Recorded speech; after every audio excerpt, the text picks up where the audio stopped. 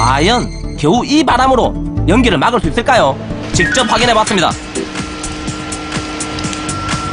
여기는 비상 계단이고요. 안쪽은 불이 난 집입니다. 재현 설비는 제대로 작동 중인데요. 연기를 진짜 막아줄까요? 이야, 정말 안 들어오네요. 와, 굉장합니다.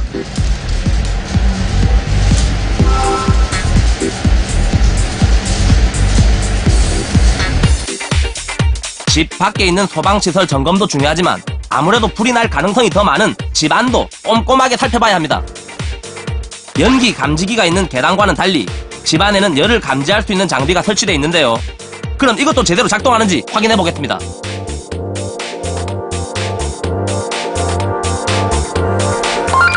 야, 되네요. 든든합니다. 다른 설비들은 전기가 안 들어온다든지 물이 안 들어온다든지 그러면 생활에 불편한데 소방 설비는 화재 시에 이게 맞춰져 있기 때문에 평상시에 작동하면 불편하게만 합니다.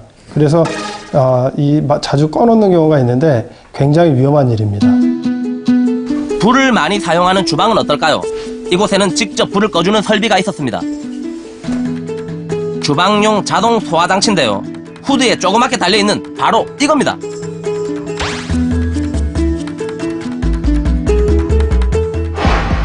또 확인해 봐야겠죠. 이렇게 불 위에 냄비를 올려놓고 잠깐 가게 갔다 와야지 하는 분들 많이 계시죠? 그랬을 때 어떤 상황이 벌어지는지 지켜보십시오.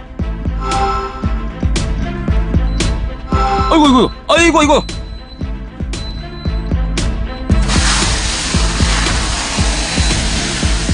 이야, 이 작은 장치가 이렇게 쓰이는 거네요.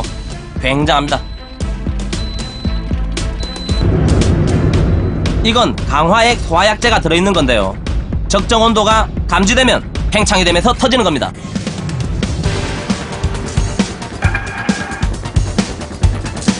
여러분의 아파트는 어떻습니까? 6개월에 한 번씩 소방 설비 점검 꼼꼼하게 받고 계십니까? 이렇게 제대로 작동하는 걸 보니 더욱 깐깐하게 관리해야겠죠?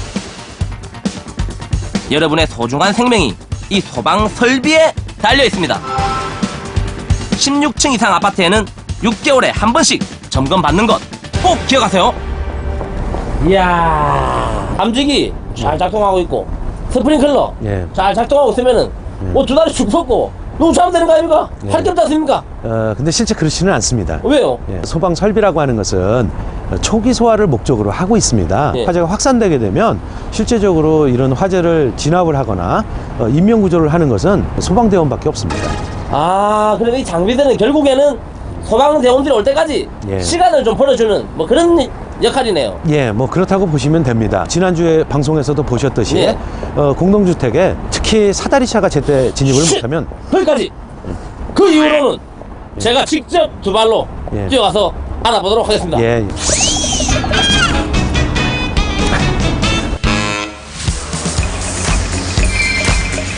직접 알아보려고 했으나 저 혼자서는 안 되겠더라고요.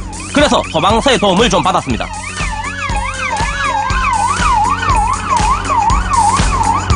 소방차를 직접 타고 한번 나가봤습니다. 소방차를 처음 타봤거든요. 네. 굉장히 넓은데 이게 버스 같네요.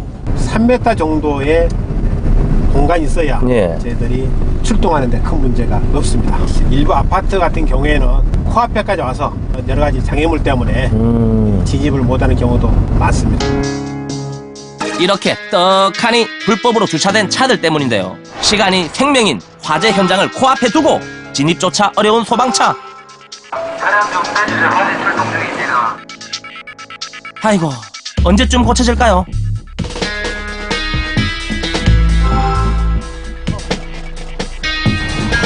하지만 더 큰 문제가 있습니다.